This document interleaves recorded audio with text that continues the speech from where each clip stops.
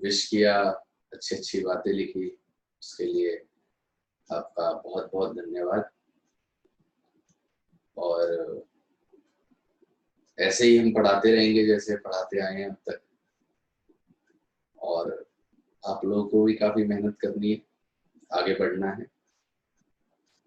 आप लोगों का भगवान करे बहुत अच्छा फ्यूचर हो, आप सब लोग जहाँ भी जाएं अपने पेरेंट्स का, अपना खुद का नाम रोशन करें, बड़े बड़े संस्थानों में और इंस्टीट्यूशंस में आपको एडमिशन मिले, आप बहुत अच्छी ऑल इंडिया रैंक पाएं सब, ये मेरी तरफ से सबको विश है।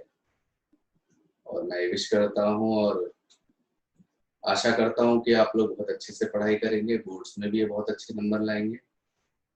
और बस इतना ही, ज्यादा विश देने की क्या नाम है वो नहीं है, नहीं तो फिर वही वाली बात है, नजर लग जाती है। तो आप लोग जो है अच्छे से बस पढ़ाई करते रहिए, मेरी यही आपसे आशा है। बस करते हैं शुरुआत अपनी क्लास की। तो आज हम स्टार्ट करते हैं अपना नया चैप्टर इकोलॉजी का। ठीक है, आज हम इकोलॉजी का नया चैप्टर स्टार्ट कर रहे हैं, दैट इज चैप्टर नंबर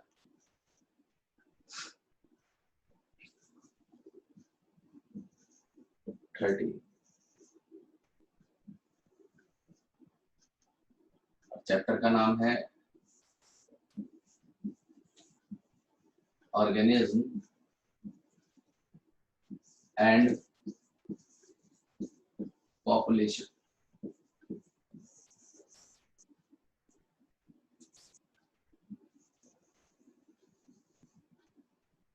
तो बेटा ये जो यूनिट है हमारी, इसमें आते तो बेसिकली 4 चैप्टर है,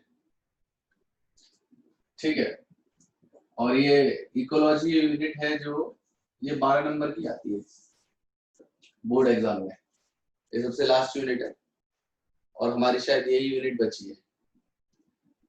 और इसके अंदर 4 चैप्टर हैं। चैप्टर 30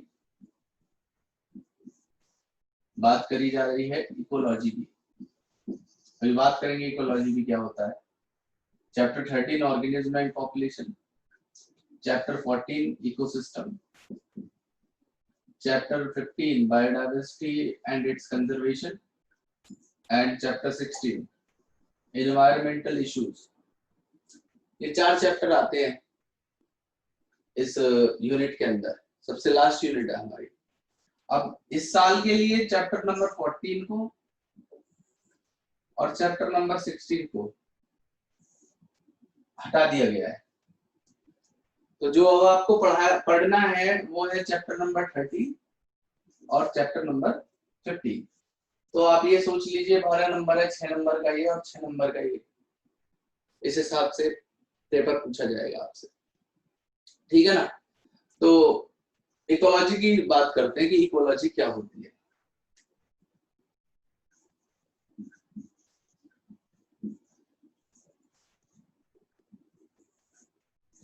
देखिए, इकोलॉजी एक ब्रांच है बायोलॉजी की।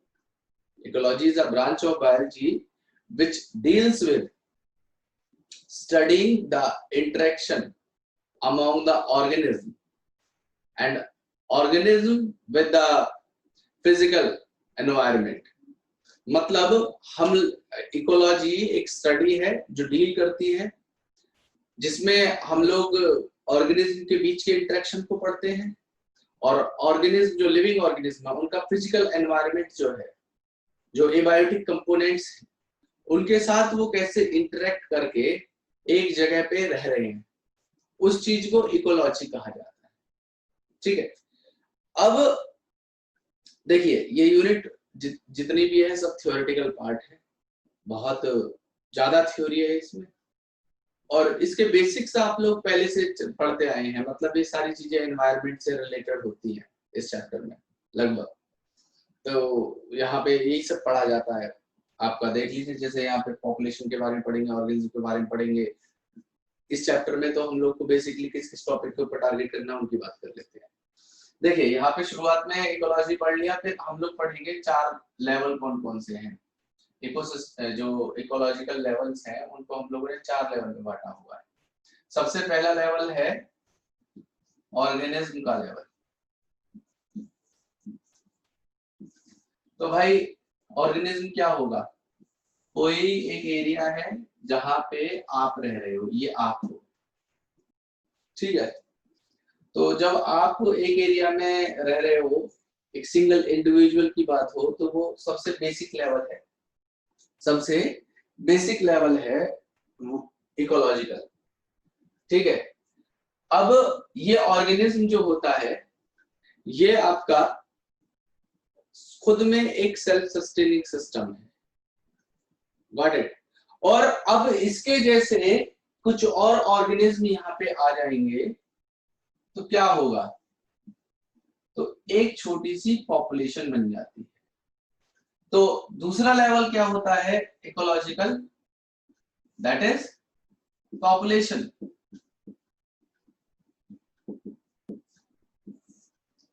पॉपुलेशन का मतलब क्या है? Individual of same species which are living in a particular area and interbreeding between themselves to produce fertile progeny। मतलब कि एक ही स्पीशीज के बहुत सारे इंडिविजुअल जो किसी एक एरिया में एक साथ रहते हो और कैपेबल हो कि वो आपस में इंटरब्रीड कर सकते हैं और इंटरब्रीड करके फर्टाइल ऑफस्प्रिंग को प्रोड्यूस कर सकते हैं, उन्हें हम लोग पॉपुलेशन कहते हैं। तो अब ऐसा तो नहीं है कि एक ही स्पीशीज की पॉपुलेशन एक एरिया में रह रही है। आपको क्या डॉग पॉपुलेशन या कैट पॉपुलेशन या इंसेक्ट पॉपुलेशन या लिजर्ड पॉपुलेशन अपने आसपास देखने को नहीं मिलती है? काउज भी रहती है, बफेलोज भी रहती है। तो हमारे आसपास तो बहुत सारी अलग अलग स्पीशीज हैं जो हम हमारे साथ सेल्फ सस्टेन कर रही है, इस एनवायरनमेंट में रह रही है। तो नेक्स्ट जो लेवल है उसे कहते हैं हम लोग कम्युनिटी का लेवल, ठीक है। Third level is communities.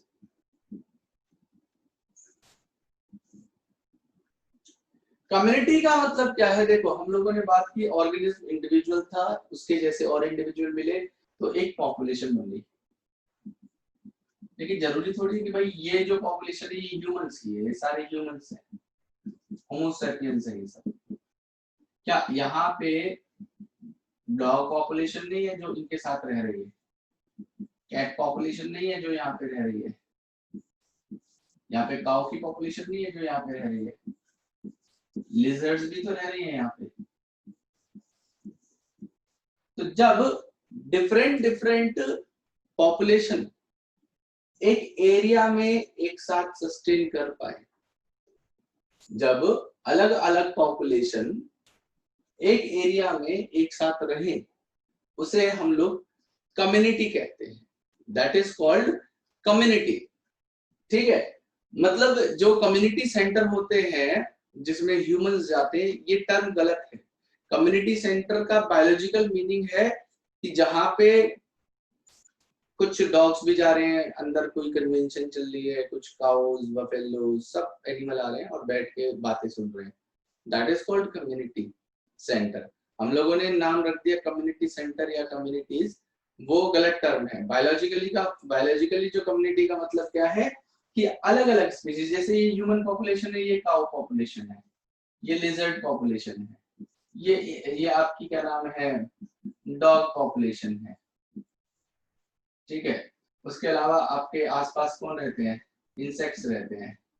ये सब अलग अलग स्पीशीज जब एक सर्टेन एरिया में एक साथ इनहेबिट करती हो, उसे हम लोग कम्युनिटी कहते हैं। तो पहले इंडिविजुअल था, फिर पॉपुलेशन बनी, फिर अलग अलग स्पीशीज की पॉपुलेशन जो एक एरिया में रह रही है उसे कम्युनिटी कह दिया। और सबसे लास्ट लेवल होता है बेटा बायोम। बायोम क्या है? ये एक क्लाइमेटिक जोन है, ये एक क्लाइमेटिक जोन है जहां पे ये सब जितनी भी चीजें हैं हो रही है, जहां पे सारा फ्लोरा एंड फौना एग्जिस्ट करता है, तो उसे हम लोग बायोम कहते हैं। अब इस अर्थ पे different different type of biomes बने हुए हैं according to their environmental condition और सीजनल वेरिएशन की वजह से। तो बायोम सबसे बड़ा लेवल है, एक लार्ज क्लाइमेटिक जोन है जहां पे सारे फ्लोरा एंड फौना एग्जिस्ट करती है। तो एक 4 लेवल है, एक इंडिविजुअल से शुरू हुआ था और बायोम पे जाके खत्म हो गया। अब बात करते हैं कि एनवायरनमेंट क्या होता है। देखिए, अगर एनवायरनमेंट को हमें डिफाइन करना है तो मैं मतलब एक तो अपनी डेफिनेशन देता हूँ और एक बुक के हिसाब से डेफिनेशन दूंगा। बेटा, जो भी चीज हमारे आसपास मौजूद है, what ever exist surrounding us is our environment. यहाँ पे बायोटिक और एबायोटिक मतलब लिविंग और नॉन लिविंग थिंग्स सब मिलेंगी और एक एनवायरनमेंट को बनाएंगे। और एनवायरनमेंट क्या करता है, किसी भी ऑर्गेनिज्म की जो लाइफ है और उसके जो रिप्रोडक्शन है उसको इन्फ्लुएंस करता है। Got it? तो एनवायरनमेंट क्या है, जो भी चीज हमें सराउंड कर रही है, जितने भी फैक्टर्स, चाहे बायोटिक फैक्टर, लाइट है, टेम्परेचर है, सारी चीजें हैं, ये सब हमें आप इन्फ्लुएंस कर रहे हैं। तो वो सब क्या है, हमारे एनवायरनमेंट को बनाते हैं। अब एनवायरनमेंट किसी जगह का यूनिफॉर्म तो है नहीं। क्यों एनवायरनमेंट डिफरेंट क्यों है? तो सबसे पहला रीजन आप जानिएगा कि हमारा एनवायरनमेंट यूनिफॉर्म क्यों नहीं है। हमारी जो अर्थ है, अर्थ अपने एक्सिस पे हल्की सी टिल्ट है, हल्की सी टिल्ट है। मतलब अर्थ ऐसे रोटेट नहीं करती, हल्की सी ऐसे टिल्ट है और ऐसे रोटेट करती है, इस एंगल पे रोटेट करती है, like this on this axis. हल्की सी टिल्टेड है और इसी तरीके से एग्जिस्ट करती है। और जो रोटेशन है अर्थ का, और जो रोटेशन है अर्थ का, उसकी वजह से ही डिफरेंट डिफरेंट सीजन बनते हैं। आपने देखा होगा, आप अच्छे से जानते हुए कि डे एंड नाइट क्यों बनते हैं, अर्थ रोटेट करती है, उसकी वजह से बनते हैं। और ये जो अलग अलग सीजन आते हैं, समर, विंटर्स, या आपका स्प्रिंग, ऑटम, ये सब के सब क्यों आते हैं? Because of the rotation of earth. और इसी रोटेशन की वजह से जो पैटर्न्स हैं रेन के, मतलब रेनी सीजन जो होता है वो हो पाता है। और रेन ही डिसाइड करती है कि इस एरिया की वेजिटेशन कैसी रहेगी। वेजिटेशन का मतलब वहां पे कितने प्लांट स्पीशीज आपको देखने के लिए मिलेंगे। जहां पे कम रेन पैटर्न होगा वहां पे आपको कम वेजिटेशन मिलेगी, और जहां पे कम वेजिटेशन मिलेगी वहां पे आपको कम नंबर ऑफ स्पीशीज देखने के लिए मिलेंगी। प्लांट की तो मिलेंगी मिलेंगी, साथ में एनिमल भी वहां पे जाना पसंद नहीं करेंगे। ठीक है, तो ये जो हमारे एनवायरमेंटल फैक्टर्स हैं ये इन्फ्लुएंस करते हैं उस एरिया के स्पीशीज कंपोजिशन को। अब वो स्पीशीज कंपोजिशन प्लांट की स्पीशीज भी हो सकती है, एनिमल की स्पीशीज भी हो सकती है। कि किसी एरिया में कितने नंबर ऑफ प्लांट्स हैं। देखिए, ज्यादा नंबर ऑफ प्लांट्स होंगे तो वहां पे बर्ड की स्पीशीज भी आपको देखने के लिए मिलेगी, इंसेक्ट की स्पीशीज भी आपको देखने के लिए मिलेगी। अब उनको खाने वाले जो एनिमल्स हैं, मतलब जो उनके ऊपर कंज्यूम करते हैं, जो प्राइमरी कार्निवोर हैं या सेकेंडरी कार्निवोर, तो फूड चेन के हिसाब से वो भी आएंगे। तो वहां पे क्या होगा, एक बायोडाइवर्सिटी रिच एरिया बन जाएगा। तो ये जो फैक्टर है हमारा वेजिटेशन, ये टोटली डिपेंड करता है वाटर के ऊपर। और वाटर को जो कंपोजिशन है वो डिसाइड करते हैं हमारे रेनी पैटर्न्स, मॉनसून। तो ये हमारे कुछ फैक्टर्स हैं जो हमारे एनवायरनमेंट को इन्फ्लुएंस करते हैं। और जहां पे भी हार्श एनवायरनमेंट होगा, मतलब जहां पे भी एक्सट्रीम एनवायरनमेंट होगा, वहां पे ऑर्गेनिज्म आपको बहुत कम देखने के लिए मिलेंगे, वहां पे बहुत कम पॉपुलेशन। आप ये देखिए, एनसीआर में डेंस पॉपुलेशन क्यों है? मतलब फॉर एग्जांपल एनसीआर जो रीजन है, यहाँ पे डेंस पॉपुलेशन क्यों है? क्योंकि यहाँ पे देखिए रिसोर्सेज बहुत ज्यादा अवेलेबल है, वाटर सफिशिएंट अवेलेबल है, फूड बिल्कुल आराम से अवेलेबिलिटी बहुत अच्छी है। जॉब्स की जो मैं बात करूं तो वो भी अवेलेबल है, तो लोगों को इजीली काम मिल जाता है। तो इसलिए क्या होता है, लोग जो अलग अलग इलाके हैं जहाँ पे ये सारी चीजें फुलफिल नहीं हो पाती, वो लोग माइग्रेट करके हमारे यहाँ पे आ जाते हैं, मतलब एनसीआर में आ जाते हैं। हमारा तो कुछ नहीं है, इस एनसीआर रीजन में आ जाते हैं और यहाँ आके वो अपने यहाँ की पॉपुलेशन को इंक्रीज करने में अपना रोल प्ले करते हैं। तो कोई भी जो एरिया ज्यादा फेवरेबल होगा, जहाँ पे हर चीज की अवेलेबिलिटी होगी, चाहे फूड की, चाहे वाटर की, चाहे एनवायरमेंटल कंडीशन हमारे यहाँ पे कुछ ज्यादा, देखो ना फ्लडिंग होती है, ना साइक्लोन आते हैं, अर्थक्वेक भी बहुत रेयरली आते हैं। तो ये सब चीजें क्या है, इस एरिया को बहुत फेवरेबल बना लेती है। तो ऐसे ही जो ऑर्गेनिज्म है, अदर एनिमल्स हैं, उनके लिए भी फेवरेबल कंडीशंस को पसंद करते हैं। प्लांट्स की फेवरेबल कंडीशन, जैसे डेजर्ट के अंदर आप देखिए, आपको डेजर्ट में कभी भी ज्यादा नंबर ऑफ प्लांट्स स्पीशीज नहीं देखने के लिए मिलेंगे और एनिमल स्पीशीज भी बहुत कम देखने के लिए मिलेंगी। सिमिलरली आप बहुत ज्यादा कोल्ड एनवायरनमेंट देख लीजिए, जैसे मैं अंटार्कटिका की बात कर लेता हूँ, ठीक है, जहाँ पे बहुत ज्यादा पोलर आइस कैप्स मिलती है, जैसे साइबेरिया। तो वहां पे जो नंबर ऑफ स्पीशीज है एनिमल की, वो आपको बहुत कम देखने के लिए मिलेगी। वहां पे डेंस पॉपुलेशन नहीं मिलेगी। आप राजस्थान चले जाइए, वहां पे आपको बहुत कम पॉपुलेशन डेंसिटी मिलेगी। और आप अगर राजस्थान के किसी एक पार्ट को जो गाजियाबाद या एनसीआर के किसी पार्ट से कंपेयर करें, तो यहाँ पे पॉपुलेशन डेंसिटी बहुत ज्यादा मिलेगी वहां के कंपैरिजन में, बिकॉज वहां पे अवेलेबल रिसोर्सेज कम है, यहाँ पे अवेलेबल रिसोर्सेज ज्यादा है। और ये सब चीजें किसने डिसाइड की है? ये हमारे एनवायरनमेंट ने डिसाइड की है। एनवायरनमेंट जितना अच्छा होगा, जितना फेवरेबल होगा, पॉपुलेशन उतनी ज्यादा अट्रैक्ट होती है उसके लिए, ठीक है। तो ये तो रही बात हमारी बेसिक सी, जो इंट्रोडक्टरी पार्ट की बात चल रही है। अब बात करते हैं कि कंपोनेंट क्या क्या हो सकते हैं, व्हाट आर द कंपोनेंट। तो देखिए कंपोनेंट्स की बात कर लेते हैं, क्या होते हैं कंपोनेंट हमारे।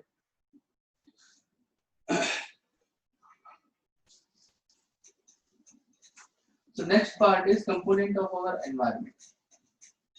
इन सबको अभी मैं लिखा दूंगा, डोंट वरी।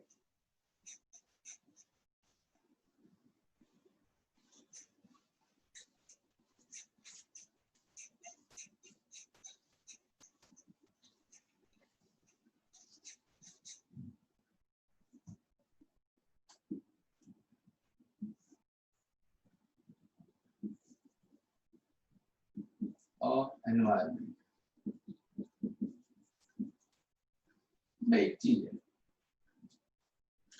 जो कंपोनेंट है वो दो ही हो सकते हैं, या तो लिविंग होंगे किसी एनवायरनमेंट में रहने वाले, या नॉन लिविंग होंगे। या तो मतलब नॉन लिविंग है तो उन्हें हम लोग एबायोटिक कह देंगे, और अगर वो लिविंग है तो उन्हें हम लोग बायोटिक कह देंगे। तो दो ही कंपोनेंट हो सकते हैं। अगर एबायोटिक है तो इनको दो तरीके से डिवाइड कर सकते हैं। एक हमारे फिजिकल कंपोनेंट हो जाएंगे। फिजिकल कंपोनेंट में हमारे कौन कौन से आएंगे, जैसे कि लाइट, टेम्परेचर, ह्यूमिडिटी, प्रेशर, ये सब के सब हमारे फिजिकल के अंदर आएंगे। जैसे लाइट, टेम्परेचर, ह्यूमिडिटी, प्रेशर,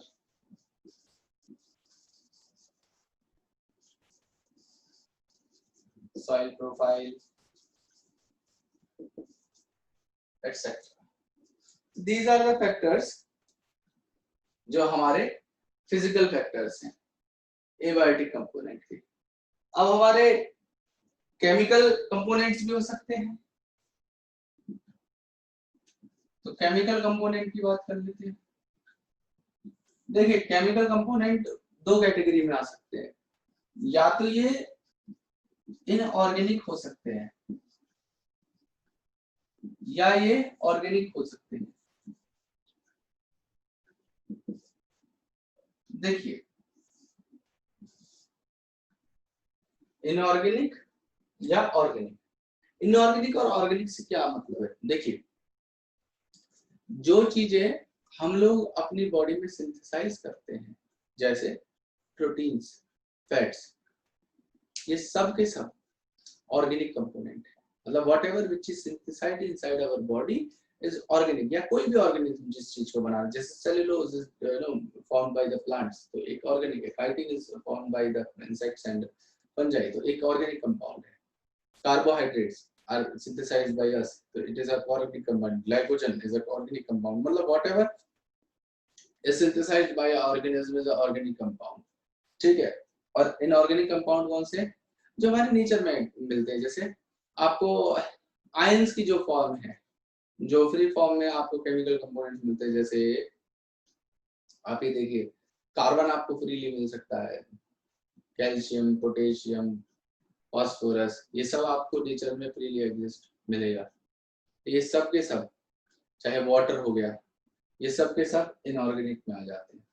और ऑर्गेनिक में कौन आ जाएंगे, जितने भी हम लोग सिंथेसाइज करते हैं, कौन कौन से, कार्बोहाइड्रेट, लिपिड्स, फैट्स, ठीक है, प्रोटीन्स, विटामिन, ये सब के सब हमारे ऑर्गेनिक कंपोनेंट में आए। तो मैं पहले इनकी इनऑर्गेनिक की कैटेगरी में लिख दे रहा हूँ, इनऑर्गेनिक में कौन कौन से आते हैं।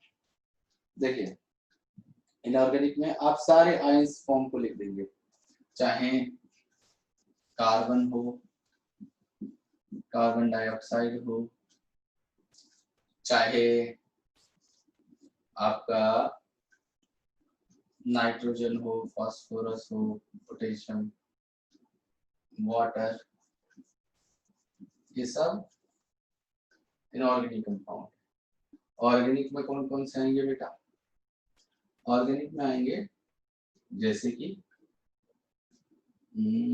आपका प्रोटीन, लिपिड्स या फैट्स कह लो आपने, कार्बोहाइड्रेट,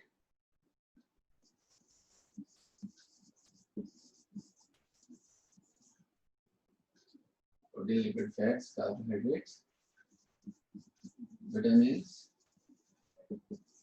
एक्सेट्रा। जो भी चीज हम लोग सिंथेसाइज करते हैं वो ऑर्गेनिक है।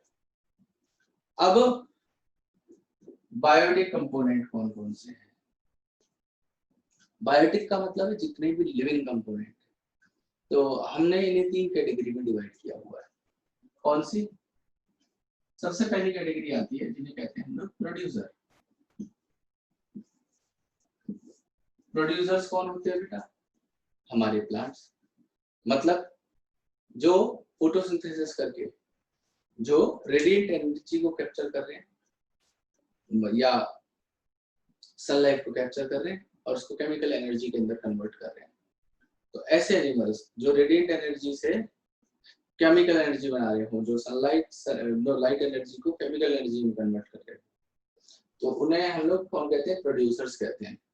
और प्रोड्यूसर्स जो हैं उनके बिना कोई भी फूड चेन अधूरी है, मतलब they are the starting, but they are having key role in the first trophic level। Food chain का सबसे पहला हिस्सा होते हैं हमारे प्लांट्स, यहीं से हमारी फूड चेन, कोई भी फूड चेन होगी, ठीक है, मतलब बेसिकली फूड चेन में ग्रेजिंग फूड चेन वो प्रोड्यूसर से स्टार्ट होती है, ठीक है। तो ये होते हैं हमारे जितने भी ऑटोट्रॉप्स होते हैं, मतलब जितने भी हमारे प्लांट्स हैं ये प्रोड्यूसर होते हैं। दूसरी बात की जाए हमारे कैटेगरी की, तो वो होते हैं कंज्यूमर्स। तो कंज्यूमर कौन होते हैं बेटा, जो डायरेक्टली इनडायरेक्टली इनके ऊपर डिपेंडेंट है, मतलब जो कंज्यूम करते हो। अब जरूरी नहीं है कि वो डायरेक्टली प्लांट को कंज्यूम कर रहे हैं, ऐसा भी हो सकता है कि वो जो प्लांट्स को कंज्यूम कर रहे हैं हर्बीवोर्स, उन्हें कंज्यूम कर रहे हो, मतलब वो फ्लैश ईटर हो, तो इनके फीडिंग बिहेवियर अलग अलग हो सकता है सबका। तो इसके अंदर हम लोग इनको अलग अलग कैटेगरी में डिवाइड कर देते हैं, जैसे जो हमारे प्लांट ईटर्स है उन्हें हर्बीवोर्स कह देंगे, जो हमारे फ्लैश ईटर्स हैं उन्हें हम लोग कार्निवोर कह देंगे, ठीक है। जो डुअल नेचर मतलब दोनों खा पी सकते हैं उन्हें हम लोग ओमनिवोर कह देंगे। कई कैटेगरी है इसमें। उसके अलावा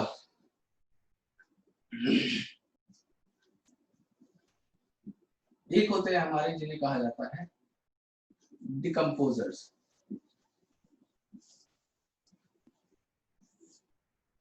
बेटा डिकम्पोजर्स वो हैं जो चाहे प्लांट्स की डेथ हो चाहे किसी भी कंज्यूमर की डेथ हो, इन सबको डिकम्पोज करके वापस इनके जो इनके अंदर लॉक्ड आयंस थे उन सबको वापस फिर से नेचर के अंदर मिलाने का काम वो डिकम्पोजर का होता है। ये बेसिकली सेफ्लोट्रॉप्स होते हैं, मतलब इनका काम होता है किसी भी चीज को सड़ाना, गलाना, खत्म करना, मतलब डिकम्पोजिशन करना, वो डिकम्पोजर्स का काम है। ये बेसिकली हमारी फंजाई और बैक्टीरिया हो सकते हैं, ठीक है। और आप सार्कास्टिकली एक बात बताओ आपको, बड़ी विडंबना टाइप है कि ये जो कंज्यूमर है और प्रोड्यूसर है इनको तो हमने फूड चेन में जगह दी है। हमारी फूड चेन आज भी जो है ना इनकम्प्लीट है। हमारी फूड चेन मतलब कंप्लीट फूड चेन मैं नहीं कह सकता, बिकॉज हमने डिकम्पोजर्स को कहीं पे जगह नहीं दी है।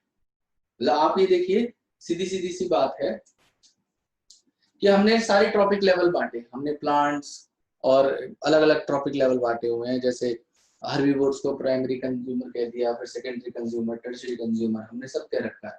लेकिन हमने अब तक डिकम्पोजर्स को किसी लेवल पे नहीं रखा, मतलब इनका कहीं पे भी नाम और निशान नहीं है। मतलब ये हर लेवल पे एग्जिस्ट करते हैं। प्लांट की डेथ होगी तो भी डिकम्पोजर्स को डिकम्पोज करेंगे, चाहे हर्बीवोर मरे चाहे कार्निवोर मरे, कोई भी टॉप कंज्यूमर तक कोई भी मर रहा है, उन सबको डिकम्पोज हमारे डिकम्पोजर्स ही करते हैं। तो ये 3 कंपोनेंट हैं जो हमारे बायोटिक हैं, ठीक है जी। तो ये तो रही बात इंट्रोडक्टरी, ठीक है, यहाँ तक इंट्रोडक्टरी। अब एक एक करके हम लोग इनकी डेफिनेशन वाले पार्ट को भी लिख लेते हैं, फिर उसके बाद इसके जो की कंपोनेंट्स हैं, मेन कंपोनेंट्स हैं, उनकी हम बात करेंगे, ठीक है जी।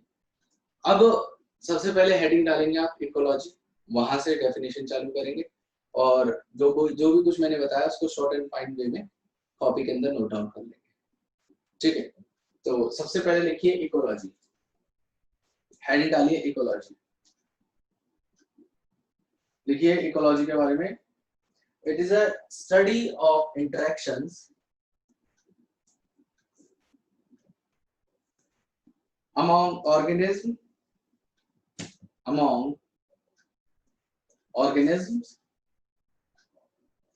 and between organism and between organism and its physical environment.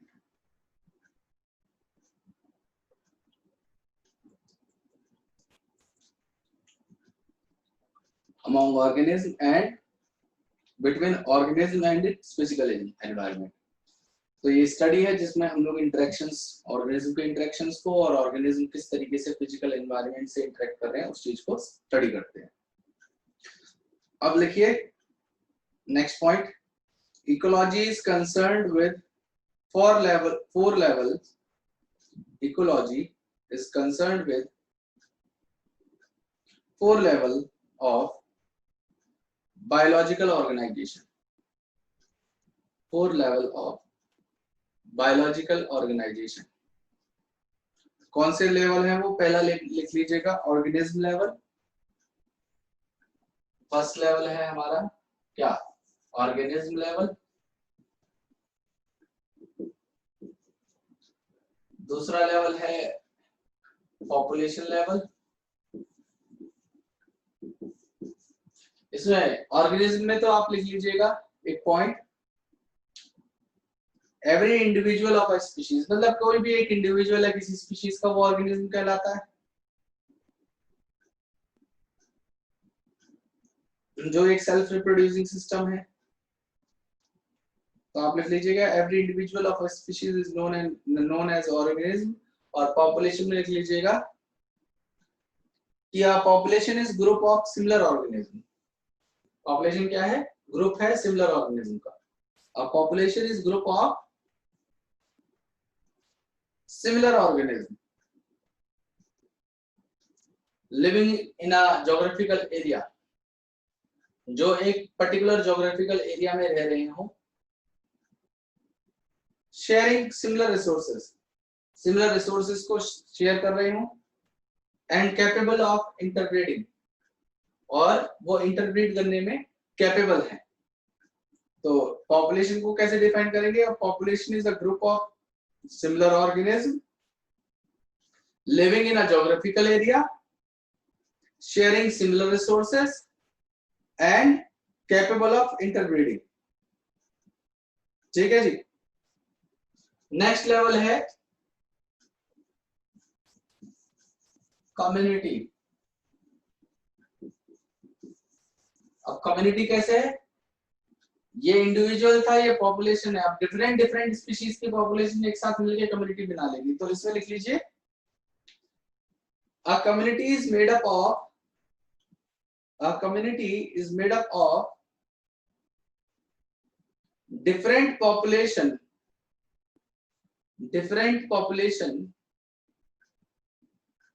in a certain area at a certain time.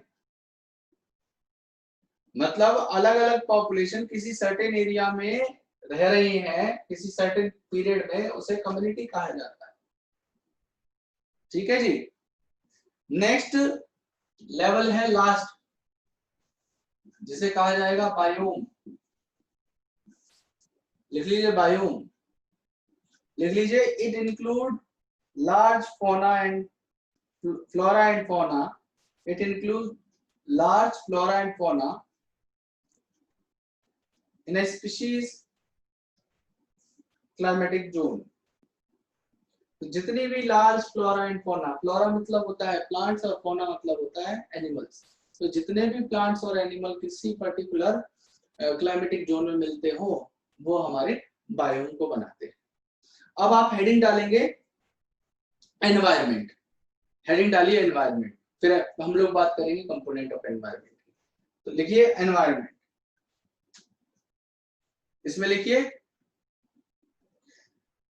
environment is defined as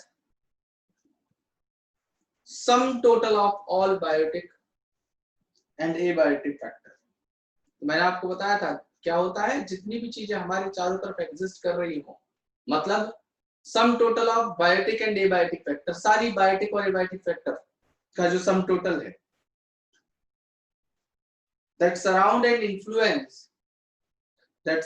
influence an organism, that surround and influence an organism in its survival and reproduction. जो क्या करती हो, surround करती हो और influence करती हो किसी भी ऑर्गेनिज्म को उसके सर्वाइवल और रिप्रोडक्शन में, वो हमारा एनवायरनमेंट है. अब हेडिंग डालेंगे factor affecting environment. Factors affecting environment, कौन कौन से फैक्टर्स हैं? तो मैंने अभी आपको बताया था कि हमारा जो अर्थ है वो रोटेट कर रहा है और हल्का सा टिल्टेड है अपने एक्सिस पे, जिसकी वजह से डिफरेंट डिफरेंट सीजन बनते हैं. ठीक है. और डिफरेंट डिफरेंट सीजन बनने की वजह से अलग अलग एनवायरमेंटल वेरिएशन आता है, और जितना वेरिएशन एनवायरमेंट में आएगा उसकी वजह से अलग अलग तरीके के बायोम तैयार हो जाते हैं.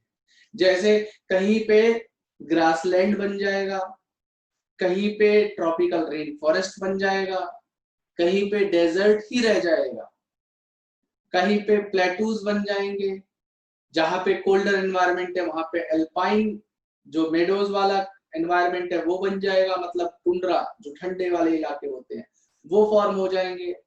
तो इस तरीके से अलग अलग जो हमारे सीजन होते हैं उनकी वजह से हमारे बायोम्स भी अलग अलग तरीके के मिलेंगे इस अर्थ के ऊपर. और आपको सेम बायोम पूरे अर्थ पे यूनिफॉर्म नहीं मिल सकता. हर जगह एनवायरनमेंट अलग अलग है, हर जगह वेरिएशन है, जिसकी वजह से वहां पे जो पाए जाने वाला बायोम है, मतलब क्लाइमेटिक जोन है, वो अलग अलग मिलेगा. ठीक है जी. तो इसको फैक्टर्स अफेक्टिंग वाले को आप एक ही स्टेटमेंट में खत्म करिए. लिखिए the rotation of earth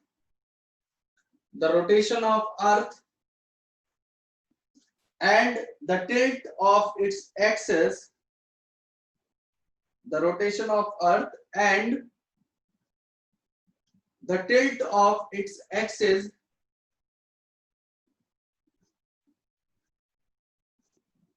cause annual variation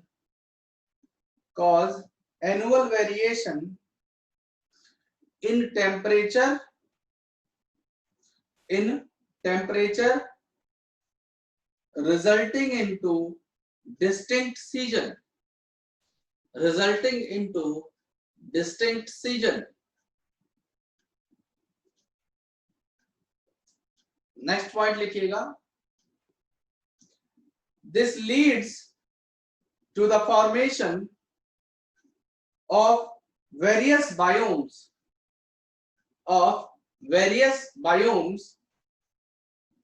such as desert, rainforest, grassland, tundra, Tundra, tundra, temperate forest, etc. हाँ जी, तो मैंने आपको बताया था कि ऑर्गेनिज्म कहाँ पे अट्रैक्ट होते हैं या पसंद करते हैं ना, जहाँ पे फेवरेबल कंडीशन। अब ऐसा नहीं है कि अनफेवरेबल कंडीशन है तो ऑर्गेनिज्म रहना पसंद नहीं करेंगे। आपको ऐसे भी एनिमल मिलेंगे जो हॉट स्प्रिंग्स, मतलब जहाँ पे बहुत ज्यादा गर्म पानी निकलता हो, या हॉट हाइड्रोथर्मल वेंट्स जो होते हैं, या डेजर्ट होते हैं, वहां पे बिल्कुल ही स्पीशीज देखने को ना मिले, ऐसा नहीं हो सकता।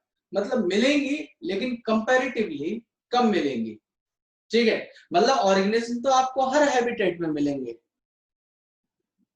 ऑर्गेनिज्म आपको हर हैबिटेट में मिलेंगे, लेकिन ऐसा हो सकता है उनकी पॉपुलेशन डेंसिटी अलग अलग हैबिटेट में अलग अलग हो, ठीक है। तो इस चीज को आप मेंशन कर लीजिए, लिखिए कि life not only exist in favorable habitats, life not only exist in favorable habitats, but also in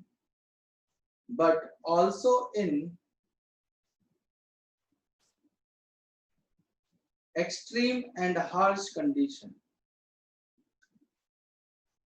but also in extreme and harsh condition. Got it? अब हेडिंग डालिए कंपोनेंट ऑफ एनवायरनमेंट, और इस chart को आप जल्दी से बना लीजिए। कंपोनेंट ऑफ एनवायरनमेंट, और इस चार्ट को आप जल्दी से बना लीजिए और चैट में लिखिए कि डन, ठीक है।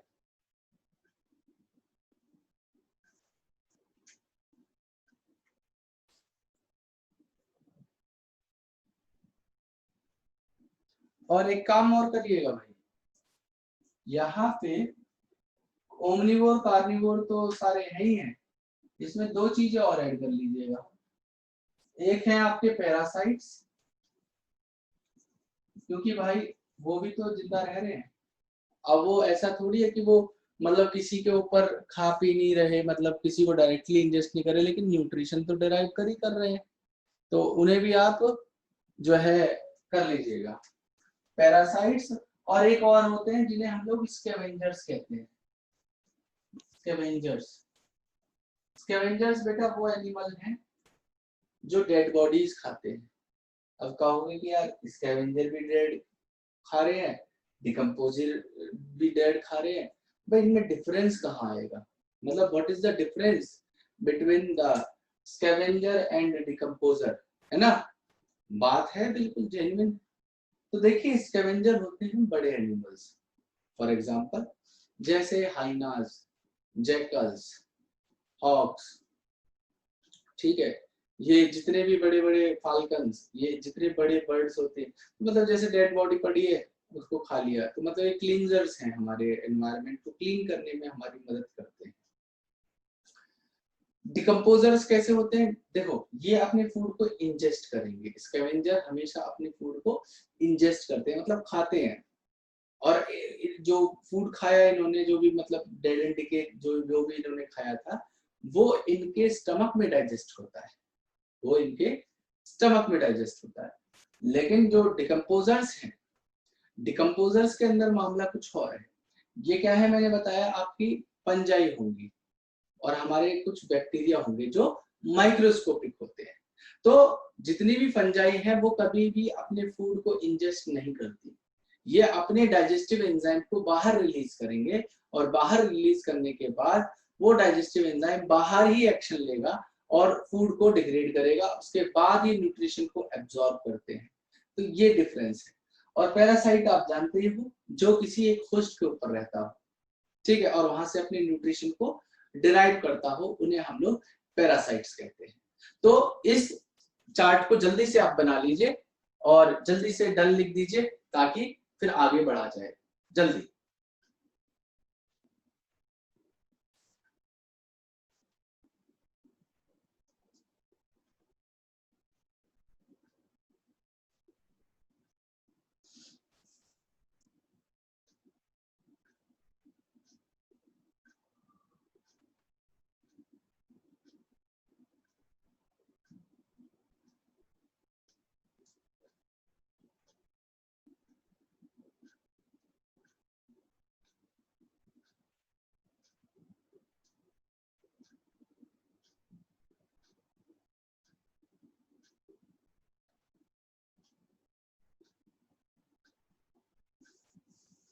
चलिए, जिनका नहीं हुआ वो रिकॉर्डिंग से लिख लीजिएगा, ठीक है। आप लोगों ने अगर नहीं लिखा है तो आप रिकॉर्डिंग से लिख लीजिएगा या फिर स्क्रीनशॉट ले लीजिए, एक बार में 2 सेकंड लगेंगे, बाद में कर लीजिएगा। चलिए आगे बढ़ते हैं। देखिए ऐसा है, अब हमें ना 4 मेजर एबायोटिक फैक्टर को लेके पढ़ना है। हमने देखो एबायोटिक फैक्टर कितने सारे देखो ये लिख रखे हैं, light, temperature, humidity, pressure, soil, तो केमिकल भी लिख रखे हैं। लेकिन हमें इन सब में सबको नहीं पढ़ना, हमें किसको किसको पढ़ना है, लाइट को पढ़ना है, टेम्परेचर को पढ़ना है, और उसके अलावा एक वाटर को भी पढ़ना है और एक सॉइल प्रोफाइल को पढ़ना है। 4 एबायोटिक मतलब मेजर जो है, मेजर एबायोटिक फैक्टर्स को पढ़ना है। तो वो 4 हैं, एक आपका लाइट, टेम्परेचर, तीसरा है हमारा ये लाइट हो गया, टेम्परेचर हो गया, वाटर एंड सॉइल प्रोफाइल, मतलब 4, ठीक है। तो इनको लेके हम लोग स्टडी करने वाले हैं। देखिए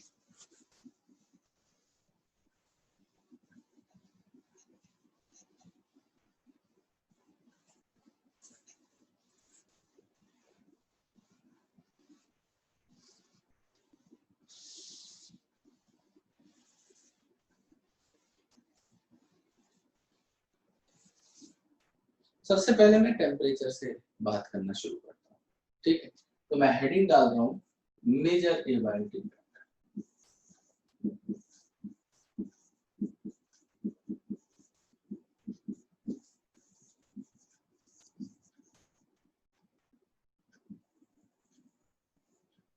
ठीक है जी। अब इसमें सबसे पहला मैं स्टडी कर रहा हूँ टेम्परेचर। आप लोग जानते हो कि टेम्परेचर जो है एक यूनिफॉर्म थ्रू आउट है नहीं, ये वेरी करता है।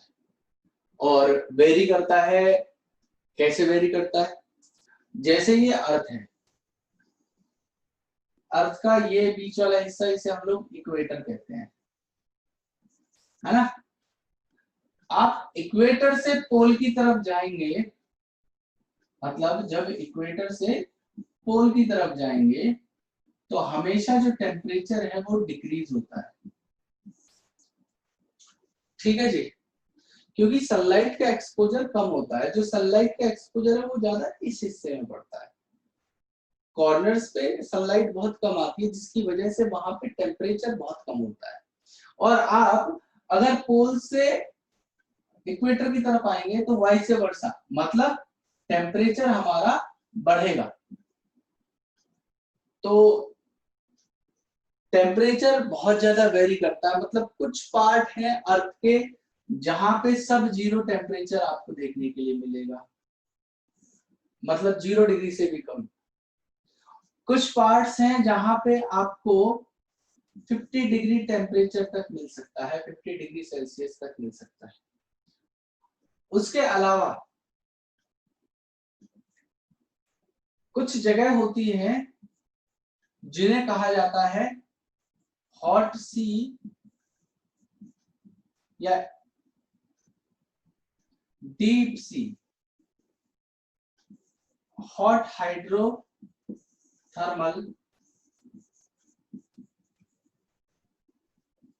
वेंट। सर ये बड़ा मतलब पेचीदा सा नाम लिखा है आपने, इसका मतलब क्या है? इसका मतलब कुछ भी नहीं। आपने ये टेक्टोनिक प्लेट के बारे में सुना है? टेक्टोनिक जो प्लेट्स होती है हमारी, सबकी अलग अलग जो कॉन्टिनेंट्स है सबकी अलग अलग टेक्टोनिक्स हैं, प्लेट टेक्टोनिक कहते हैं जिन्हें। ये इन्हीं की वजह से अर्थक्वेक भी आते हैं।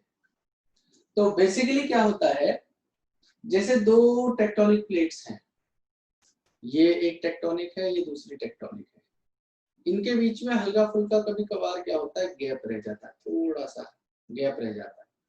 तो जहां पे जैसे प्लेट टेक्टोनिक है ये, और एक प्लेट टेक्टोनिक है ये, इनके बीच में ये गैप रह गया, तो यहाँ पे क्या होगा, हाँ, और ये इसके ऊपर पूरा ओशन है, मतलब कई सौ मीटर तक ओशन है।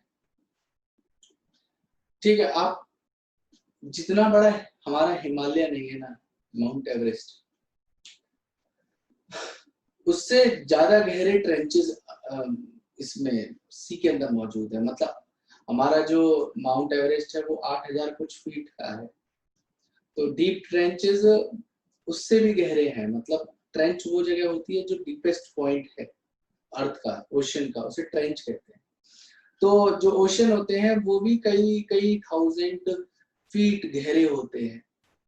ठीक है, तो यहाँ पे पूरे में पानी भरा हुआ है ऊपर इसके, ये सबसे फ्लोर है ये ओशन का, वहां की बात चल रही है।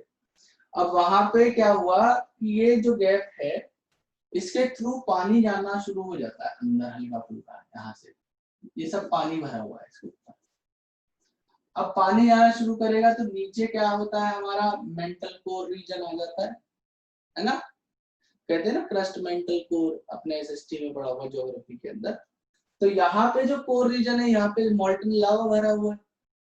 अब जब ये पानी नीचे की तरफ जाएगा तो यहाँ पे कोर रीजन में मॉल्टन लावा है हमारा, बहुत ज्यादा हॉट टेम्परेचर, कई हजार डिग्री सेल्सियस टेम्परेचर होता है, और प्रेशर भी बहुत हाई है।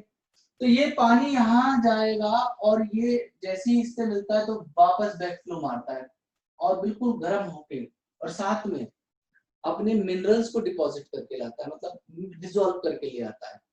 और जब वो पानी बाहर निकलता है यहाँ से ऐसे, इधर से ऐसे, तो जो इसके साथ मिनरल्स आए थे ना, वो यहाँ पे जमा होने लग जाते हैं, यहाँ पे ऐसे जमा होने लग जाते हैं। तो क्या होता है, अब आ रहे हैं मिनरल्स और डिपॉजिट होते चले जा रहे हैं, ऐसे डिपॉजिट होते चले जा रहे हैं, ऐसे। तो आपको अंडर द वाटर इस तरीके के चिमनी लाइक स्ट्रक्चर देखने के लिए मिलेंगे, ऐसे चिमनी जैसे बन जाते हैं। फिर ये मिनरल डिपॉजिट होते होते चिमनी जैसे स्ट्रक्चर बन जाते हैं, और यहाँ से गर्म पानी निकलता रहता है, बहुत ज्यादा गर्म पानी निकलता रहता है। और यहाँ का टेम्परेचर 100 डिग्री से भी ऊपर होता है। यहाँ का जो आसपास का एनवायरनमेंट है, जो अगर इसके बिल्कुल आसपास चला 200-300 डिग्री सेल्सियस पानी का टेम्परेचर होगा, और जैसे थोड़ा दूर दूर होता चला जाएगा तो पानी मिक्स भी हो जाता है ओशन के वाटर से, तो 100 डिग्री सेल्सियस भी। तो जो अर्थ का टेम्परेचर है, मैं बता रहा था आपको, वो वेरी कर रहा है। मैंने ये सब क्यों बताया आपको, यहाँ पे टेम्परेचर मुझे बताना था 100 डिग्री सेल्सियस तक हो सकता है। ठीक है, अब ज्यादा टेम्परेचर करता क्या है किसी के साथ, देखिए एंजाइम की काइनेटिक्स अफेक्ट करता है। आप याद करिए, याद क्या करिए, आपको मैं डेली लाइफ से एक एग्जांपल उठाता हूँ। जैसे भाई कोई चीज है, जैसे मिल्क है, फॉर एग्जांपल मिल्क है, या कोई फ्रूट है, आपने उस फ्रूट को ओपन एनवायरनमेंट में रखा, जैसे गर्मियां पड़ रही है, आपने रख दिया तो आपका वो क्या है, 2-3 दिन में डिकम्पोज, मतलब डिकम्पोज क्या, डिकम्पोजिशन में लग जाएगा, क्योंकि वहां पे क्या होगा, उसकी जो एंजाइम्स है उनका रेट ऑफ रिएक्शन ज्यादा रहेगा और जल्दी जल्दी जो है वो सड़ जाएगा। लेकिन आप क्या करो, उसको फ्रिज में रख दो, तो वहां पे क्या होगी, उसकी एंजाइम की काइनेटिक्स, मतलब उसका जो रेट ऑफ रिएक्शन है वो बहुत कम होगा, जिसकी वजह से वो थोड़े पीरियड ऑफ टाइम तक ज्यादा सस्टेन कर जाता है। तो टेम्परेचर एक बहुत इंपॉर्टेंट रोल प्ले करता है किसी एंजाइम की काइनेटिक्स में, मतलब उसके रेट ऑफ रिएक्शन को घटाने या बढ़ाने में एंजाइम का बहुत बड़ा रोल है, और साथ में किसी ऑर्गेनिज्म के मेटाबॉलिज्म के अंदर, ठीक है, मेटाबॉलिक रेट को भी एंजाइम ही रेगुलेट करता है। अब सपोज करो आप बहुत ज्यादा हॉट एनवायरनमेंट में पहुंच गए, आप डेजर्ट में चले गए, तो क्या होगा, डेजर्ट में जाने के बाद आप का जो मेटाबॉलिक रेट है वो बहुत ज्यादा हाई हो जाएगा, आप बहुत ज्यादा स्वेट करने लग जाएंगे, तो आप डिहाइड्रेट भी कर सकते हैं। तो अलग अलग ऑर्गेनिज्म हैं जिनकी अलग अलग कैपेबिलिटीज हैं, जैसे बहुत सारे ऐसे एनिमल भी हैं जो अडेप्ट कर चुके हैं इन चीजों से, जैसे आपने याद करो थर्मस एक्वेटिकस नाम से एक हमने बायोटेक्नोलॉजी जब पढ़ी थी, तो बायोटेक्नोलॉजी के अंदर हमने थर्मस एक्वेटिकस, एक थर्मोफाइल, एक आर्किबैक्टीरिया था जिससे हम लोगों ने टेक पॉलीमरेज निकाला था। वो क्या है, एक थर्मोफाइल है, वो बहुत हाई टेम्परेचर पे रह सकता है, उसने अपने आप को अडेप्ट किया है उस एनवायरनमेंट में, और अडेप्ट किया है तो उसके जो एंजाइम्स हैं वो भी एक्शन ले सकते हैं उतने टेम्परेचर पे।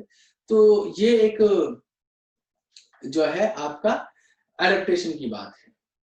अब अलग अलग एनिमल को हमने उनकी टॉलरेंस के बेसिस पे, मतलब कितने टेम्परेचर को वो टॉलरेट कर सकते हैं या थ्राइव कर सकते हैं, उनको डिवाइड किया हुआ है। दो कैटेगरी है हमारी, ज्यादा कैटेगरी नहीं है, दो कैटेगरी है। जो एनिमल वाइड रेंज, देखिए स्टेटमेंट पे ध्यान देना, जो animals wide range of temperature को टोलरेट या थ्राइव कर सकते हो, जो वाइड रेंज ऑफ टेम्परेचर को टोलरेट या थ्राइव कर सकते हो, उन्हें हम लोग कहते हैं क्या, यूरीथर्मल। क्या कहेंगे, यूरीथर्मल। यूरीथर्मल वो एनिमल्स हैं जो वाइड रेंज ऑफ टेम्परेचर को टोलरेट या थ्राइव कर सकते हैं। और दूसरी कैटेगरी है हमारी जिन्हें कहा जाता है स्टेनोथर्मल। क्या कहते हैं भाई, स्टेनोथर्मल। स्टेनोथर्मल वो है जो नैरो रेंज ऑफ टेम्परेचर को टोलरेट या थ्राइव कर सकते हैं। तो ये देखिए, यूरीथर्मल कौन होंगे, जो वाइड रेंज ऑफ टेम्परेचर को टोलरेट या थ्राइव कर सकते हैं, और स्टेनोथर्मल कौन होते हैं, जो नैरो रेंज ऑफ टेम्परेचर को टोलरेट कर सकते हैं या थ्राइव कर सकते हैं, उन्हें हम लोग स्टेनोथर्मल कहते हैं। ठीक है जी। तो आप इस पॉइंट को, जो भी मैंने कुछ बताया है, इतनी सारी बातें, उन सबको आप लिख लीजिए। तो आप हेडिंग डालेंगे मेजर एबायोटिक फैक्टर और उसमें लिखेंगे सबसे पहला टेम्परेचर। और हाँ, एक चीज और मैं बतानी भूल गया, वो ये, जैसे हम लोग ने अर्थ से ये इक्वेटर से पोल की तरफ गए और पोल से इक्वेटर की तरफ आए तो टेम्परेचर, ऐसे ही जब हम लोग माउंटेन वाले रीजन पे जाते हैं, मतलब जो माउंटेन एरिया है, तो जैसे हम लोग, ये हिल स्लोप है, ये माउंटेन एरिया है, तो ऊपर की तरफ जाएंगे तो टेम्परेचर क्या है, रिड्यूस होता है, और टॉप से हिल्स से नीचे ग्राउंड पे आते हैं तो टेम्परेचर क्या है, बढ़ जाता है। बस ये चीज थी जो मैं बताना भूल गया था। ठीक है, तो हम लोग हमेशा जब टॉप की तरफ जाएंगे तो हमेशा टेम्परेचर हमारा रिड्यूस होता है, और नीचे की तरफ आते हैं तो हमेशा टेम्परेचर हमारा इंक्रीज होता है। बस अब इस चीज को आप मेंशन कर लीजिए, जो भी मैंने बताई है बातें आप लिखिए। The average temperature on land, the average temperature on land varies seasonally,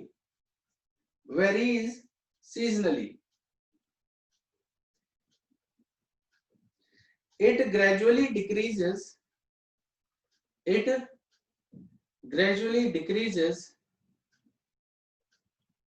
from the equator, it gradually decreases from the equator towards the pole,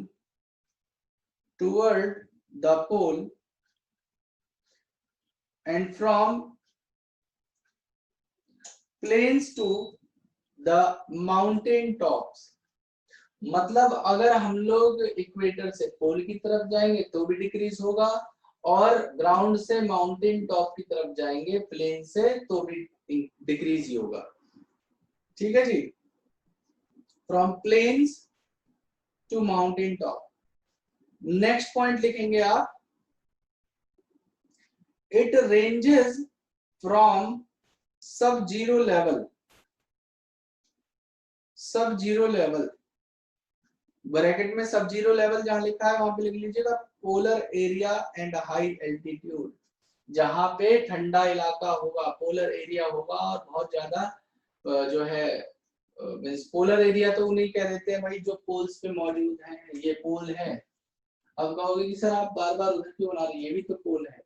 भाई इस तरफ तो हमारा ओशन है, पूरा का पूरा आर्कटिक ओशन है, शायद पैसिफिक ओशन पड़ता है मेरे हिसाब से नीचे की तरफ, ऊपर की तरफ ही है जो थोड़ा बहुत जो बर्फ वाला इलाका आपको पता मिलेगा, नीचे की तरफ तो पोल्स में आपको शायद यहाँ पे ओशन ही मिलेगा।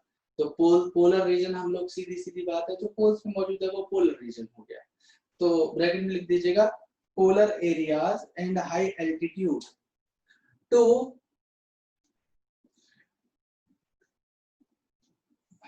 ब्रैकेट बंद कर दिया high altitude.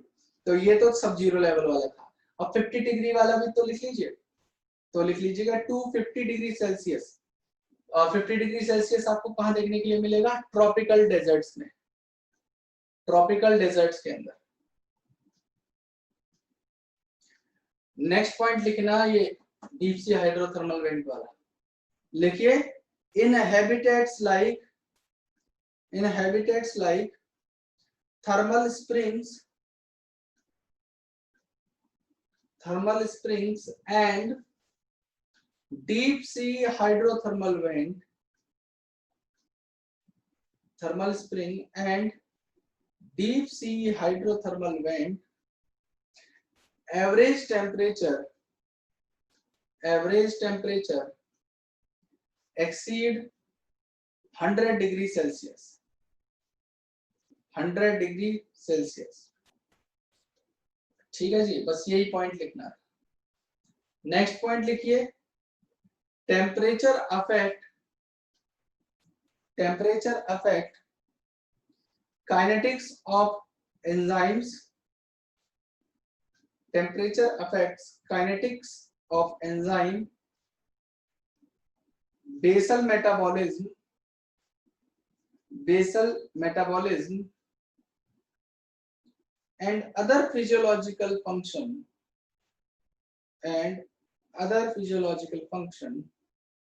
of the organism, basal metabolism and other physiological function of the organism। अब इनके यूरिथर्मल और स्टेनोथर्मल के लिए लिखिए based on range of thermal tolerance, based on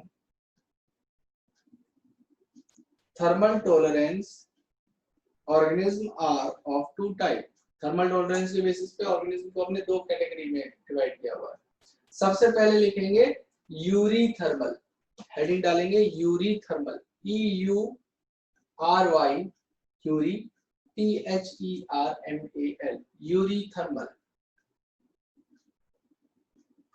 इसमें लिखेंगे कि organism that can tolerate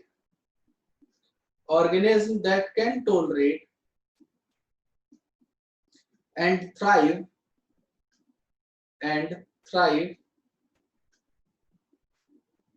in a wide range of temperature,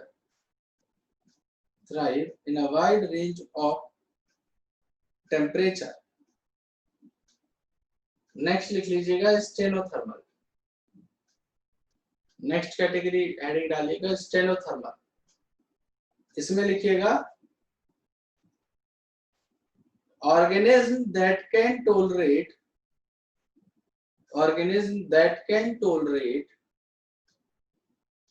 only a narrow range of temperature, organism that can tolerate only a narrow range of temperature, ठीक है जी। Next heading डालिएगा आप water, next heading आप डालेंगे water.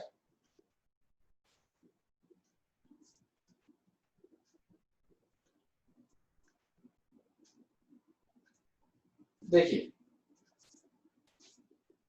Water के बारे में सुनिए। नेक्स्ट मेजर एबिलिटी फैक्टर है हमारा, टेम्परेचर देख लिया, अब वाटर की बात कर लेते हैं।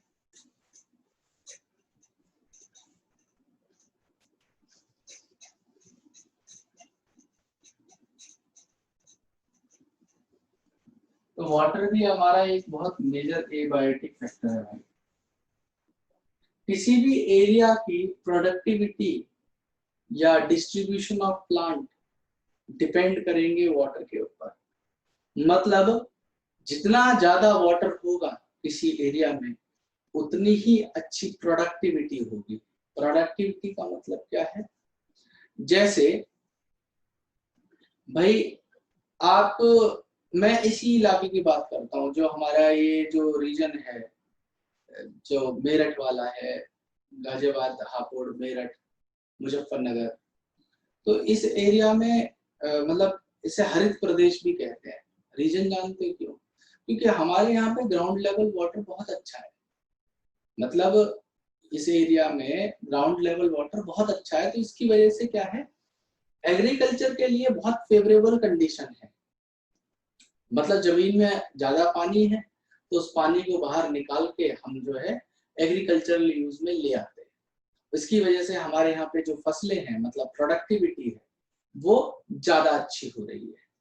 ठीक है। और आप उन इलाकों की बात करिए, देखिए ट्रॉपिकल रेन फॉरेस्ट में आप ये देखिए बारिश बहुत होती है, तो आपको वहां पे कितने डेंस बड़े बड़े जो है, जैसे अमेजन की बात करूं तो कितने बड़े बड़े फॉरेस्ट आपको देखने के लिए मिलते हैं। तो क्यों? प्रोडक्टिविटी ज्यादा अच्छी, क्यों? आपका रेनफॉल बहुत अच्छा है। तो जहां पे भी रेनफॉल और पानी की अवेलेबिलिटी अच्छी होगी वहां की प्रोडक्टिविटी भी इंटर्न अच्छी होगी। और प्रोडक्टिविटी जहां पे प्लांट की अच्छी है तो आपको वहां पे एनिमल्स भी बहुत ज्यादा मिलेंगे। क्यों भाई? उनको खाने के लिए एनिमल्स जाएंगे, वो भी तो जाएंगे उसको एरिया को, उनका भी तो एक हैबिटेट तैयार होगा। अब जब आपका एक एनिमल जाएगा उसके चक्कर में दूसरे एनिमल भी आने शुरू हो जाएंगे, वहां पे इंसेक्ट्स भी आ जाएंगे, वहां पे बर्ड्स भी आ जाएंगे, वहां पे अदर छोटे मोटे हर्बीवोर्स भी आ जाएंगे, फिर बड़े कार्निवोर्स भी आ जाएंगे। वो एक पूरा एक जो है आपका वहां पे इकोसिस्टम तैयार हो जाएगा। तो वाटर जो है बहुत ज्यादा जरूरी है किस चीज के लिए? एक तो प्रोडक्टिविटी के लिए और डिस्ट्रीब्यूशन ऑफ प्लांट, ये दोनों ही फैक्टर वाटर के ऊपर डिपेंड करेंगे। अब वाटर जो है इसके अंदर सॉल्ट की कंसंट्रेशन वेरी कर जाती है। मतलब जैसे मैं बात करूं, आपको 5% सॉल्ट जो है वो मिलेगा जो फ्रेश वाटर होंगे उसमें। सी वाटर के अंदर आपको 30 to 35% सॉल्ट मिलता है आपको सी वाटर के अंदर। और एक होती है जिन्हें कहा जाता है hyper saline lagoons. Hyper saline lagoons, वहां पे 100% से भी अबव या 100% तक सॉल्ट हो सकता है इन हाइपर सलाइन लगून्स। तो कुछ ऑर्गेनिज्म तो हमारे ऐसे हैं, देखो हाइपर सलाइन लगून में तो आर्की बैक्टीरिया ही रह सकते हैं, फिशेस वेसिस के तो बस की नहीं है, ना आदमी के बस की है यहाँ पे रहना, ये वाली कंडीशन में, ये वाली। ठीक है, यहाँ तो रहते हैं। कुछ फ्रेश वाटर हमारे ऑर्गेनिज्म है, कुछ हमारे सी वाटर ऑर्गेनिज्म है। लेकिन अगर मैं सी वाटर वाले ऑर्गेनिज्म को फ्रेश वाटर में डालूं या फ्रेश वाटर को सी वाटर में डालूं, वैसे वैसा मतलब अपोजिट कर दूं, तो आप एक चीज देखेंगे, ये दोनों ही सरवाइव नहीं कर सकते यहाँ पे, क्योंकि ऑस्मोटिक प्रॉब्लम्स होंगी। ऑस्मोटिक प्रॉब्लम्स होंगी। ऑस्मोटिक प्रॉब्लम से क्या मतलब है मेरा? आपने कभी सॉल्यूशन पढ़े होंगे हाइपरटोनिक हाइपोटोनिक सॉल्यूशन के बारे में आपने पढ़ा होगा, है ना? आपने वहां पे ये जाना होगा कि अगर, देखिए सीधी सीधी बात है,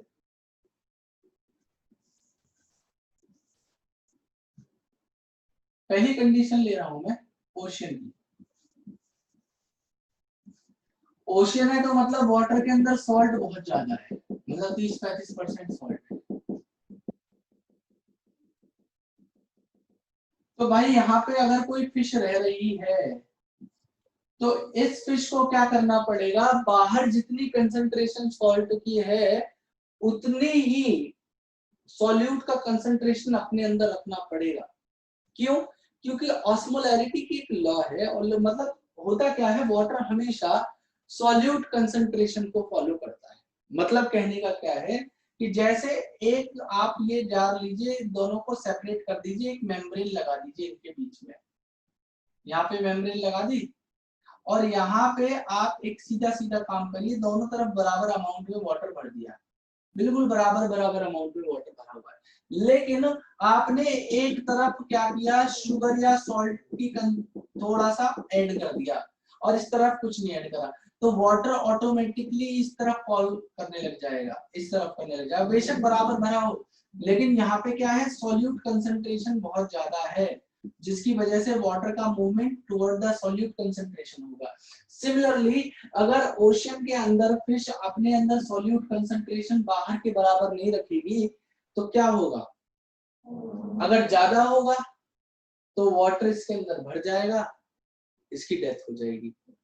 अगर फिश का सॉलिड कंसंट्रेशन बाहर से ज्यादा होगा तो इसके अंदर पानी भर जाएगा, और अगर बाहर से कम सॉलिड कंसंट्रेशन है तो अंदर से जो वाटर है वो बाहर की तरफ मूव कर जाएगा। आ रही है मेरी बात समझ? तो ये मामला होता है, ठीक है।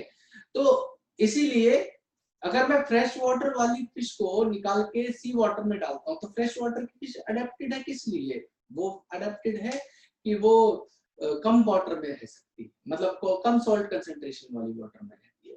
अब मैं उसको हाई सॉल्ट में डाल दूं तो हाई सॉल्ट में क्या होगा, उसका तो सारा का सारा पानी बाहर निकल जाएगा, सारा पानी बाहर आ जाएगा, क्यों, बाहर सॉल्ट कंसंट्रेशन बहुत ज्यादा है। और अगर मैं ओशियन की वो जो फिश है उसको फ्रेश वाटर में डाल दूं तो वो क्या हो जाएगी, स्वेल अप कर जाएगी, क्योंकि उसके अंदर क्या है, सॉलिड कंसंट्रेशन ऑलरेडी ज्यादा है। तो इनके साथ क्या है, जो भी हमारे मरीन और जो फ्रेश वाटर ऑर्गेनिज्म है इनके बीच में ऑस्मोटिक प्रॉब्लम आती है सॉल्ट की वजह से। अब हमने जैसे टेम्परेचर की टॉलरेंस के बेसिस पे बात की, अब यहाँ पे भी टॉलरेंस होता है। जो नैरो रेंज ऑफ सॉल्ट को टॉलरेट कर पाएंगे या थ्राइव कर पाएंगे उन्हें हम लोग स्टेनोहेलाइन कह देंगे। क्या कह देंगे, स्टेनोहेलाइन। और जो वाइड रेंज ऑफ टेम्परेचर को, सॉरी टेम्परेचर कह रहा हूं, सॉल्ट कंसंट्रेशन को, सैलिनिटी को टॉलरेट या थ्राइव कर पाएंगे उन्हें हम लोग यूरी हेलाइन कहेंगे। तो एक टर्म है यूरी हेलाइन और एक टर्म है जिन्हें कहा जाता है स्टेनोहेलाइन।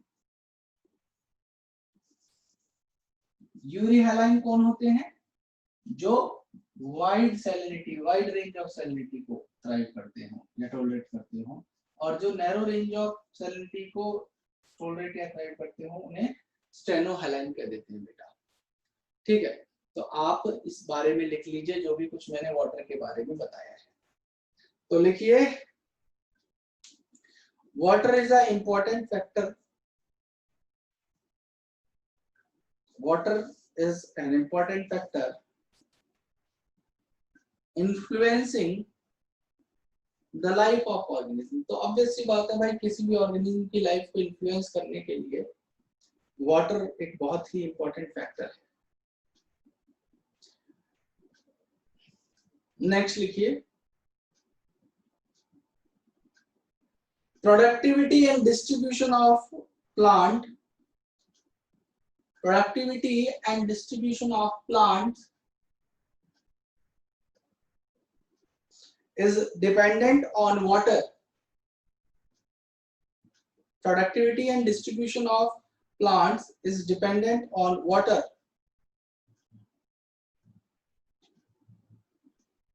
नेक्स्ट पॉइंट लिखिए, for aquatic organism the quality of water is important.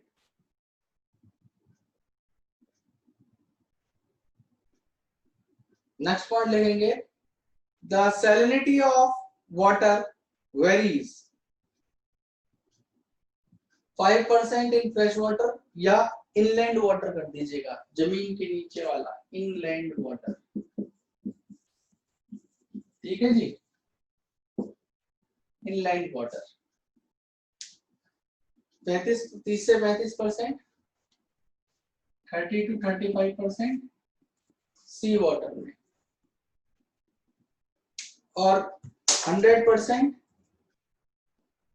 more than 100% in hyper saline lagoon.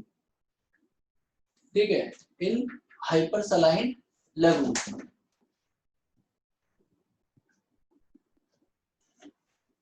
Next लिखिएगा many freshwater animals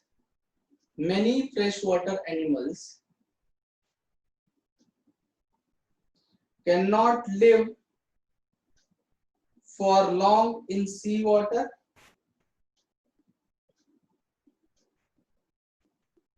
and vice versa because of osmotic problems,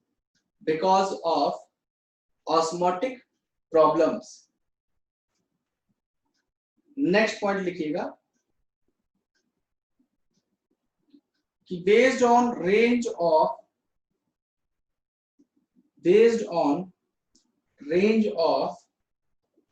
tolerance to salinity,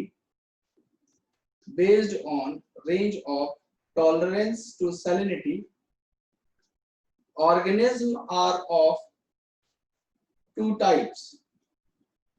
सबसे पहले लिखे Yuri haline, इसमें लिखिए they can tolerate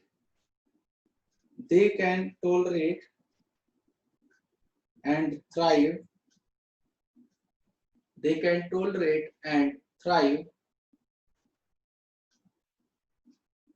in a wide range of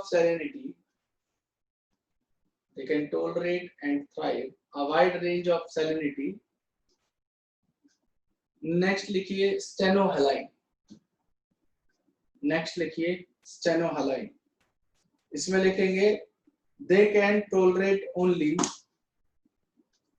a narrow range of salinity,